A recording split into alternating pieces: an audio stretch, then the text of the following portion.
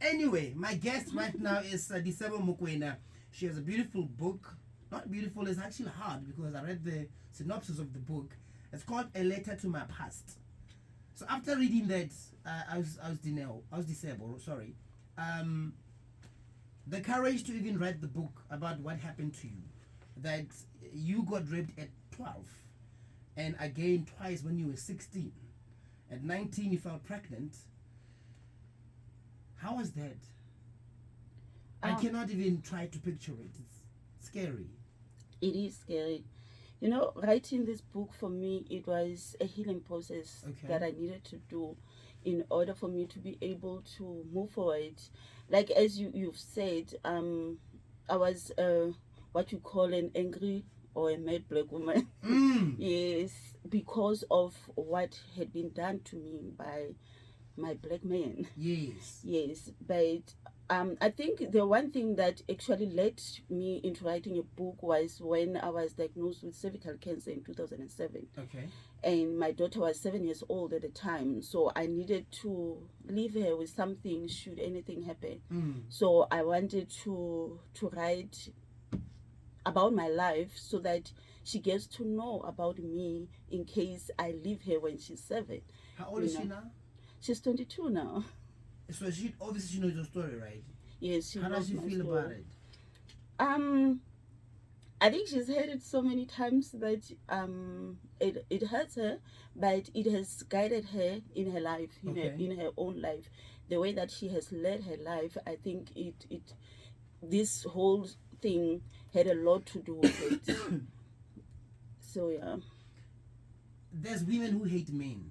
You mentioned something about you met your husband and now you had this wall where you almost lost him, and you had to learn from that you could have lost the only person who loved you, and it's a man figure, and you have men who hurt you before.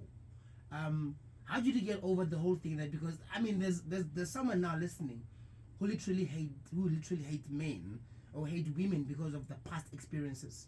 So how do you get over that past experience to say, you know what, let me move on? This is a different page in my life now. There are still good men out there.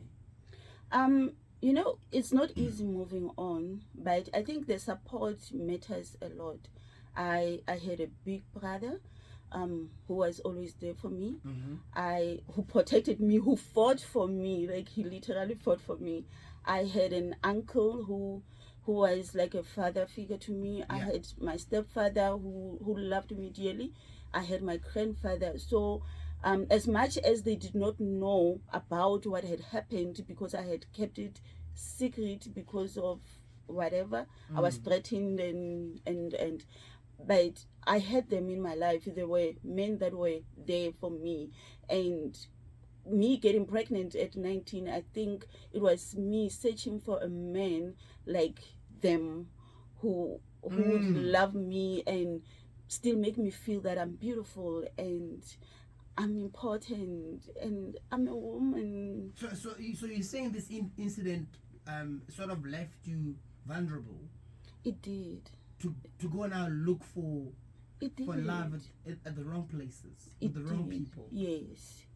You know, like as you read, my faith as well. I had a lot of church family, you know, and men and women combined. They were there for me. They supported me because my family wasn't from that church, but they took care of me. I felt at home, and it helped me. I think the spirituality side of it also played a big part in my life, you know. And yeah, basically I had support, even though some people didn't even know, but they could see that there's something about this girl, and they were just there. And I always felt, but I was vulnerable for myself because there was this hole this void that could not be filled by any of them. You know, and but I'm grateful that somehow I did not turn to drugs. I did not turn to try to commit suicide, you know, but I did a lot of things. I fought a lot. I was nasty. but there are other cases where women who come out of such a story or situation are being made to feel that it was their fault. Yes. And they're being judged. Yes. How was the first person that you told this to? Were they supportive of what you said, or were they like doubts about how did that happen? Why were you there? What were you wearing? You know, because we always have those kind of questions being asked. Hence, some women keep quiet about it. You know, for me, I kept quiet with the first and second incident, because it was family members. So the first one, the 12th, I was told my grandmother would be hurt. Should I say something? And that woman was my everything.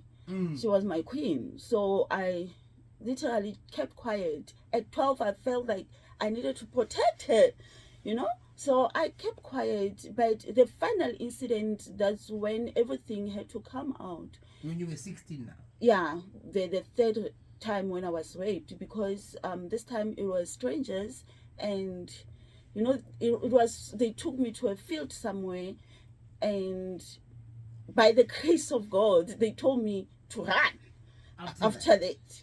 Wow. So I ran, and the moment I got to a filling station, I collapsed. And I was coming from school, so my the school that I was going to, we had diaries with parents' details on it. That's how they managed to get hold of my parents, and that was the first time I could tell my mom. And but she broke. Did the third incident give you courage to now speak up against the first one by the family member? It gave me courage to speak, but not to say who. So you never said? I never said. I literally wanted to. Until today? I literally wanted to deal with him myself. Okay. Somehow I felt like I wanted to deal with him myself. So I never said, and I was denied the opportunity to deal with him myself because he passed away. Yeah. Wow. That's scary. It's scary, you know. You develop crazy thoughts. Eh? Yeah. You develop crazy thoughts. You want to revenge, and you plan crazy things in your head that otherwise, had you been sober, you would not otherwise think about. Yeah. Did you have to go through any counseling to get help, or you just dealt with this by yourself? I only got help after the third incident, because now that's when everything was now in the open. Yeah. And now my parents had to seek help for me, so they took me for counseling. Yeah. Your husband, I'd like to applaud him. I'm trying to understand how it was for you to normalize being intimate with the man after what happened, and if there were any moment where you were probably, you know, having flashbacks and reacting negatively towards him, blocking him. How did he cope with it? How did he understand? And when did you tell him what you went through, and how did he take it? I told him from the onset, because now everything was now in the open. Yeah. And I had gone through counseling. I was told to be vocal. I was reminded that it's not my fault. Yes. You know, and I was starting now to speak up. So. And he was there throughout. So when I met him, I was at that point where I was gaining my self-confidence, and I was like, man, either you're here or you're not here. I don't care. So I told him. Actually, me telling him was me pushing him away. Wow. Yeah, it was me pushing him away, but he stayed. He stayed. And God bless him. And he went through hell. God bless that man. God bless him. The book is called A Letter to My Past, written by Disebo Mokwena. How can we get a copy of Disebo? At the moment, because it's my first time publishing, and I haven't had yet contracts with anybody, so you get it through me.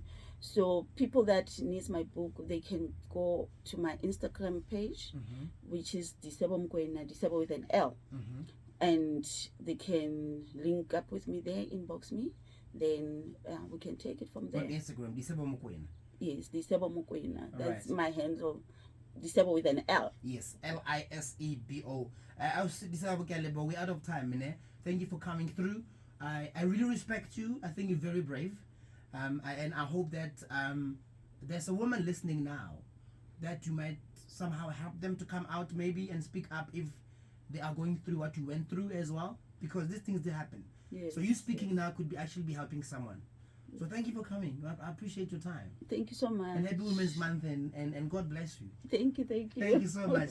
There you go. Disawa Mokwena. The book is out. It's called A Letter to My Past. Go to her Instagram page. Search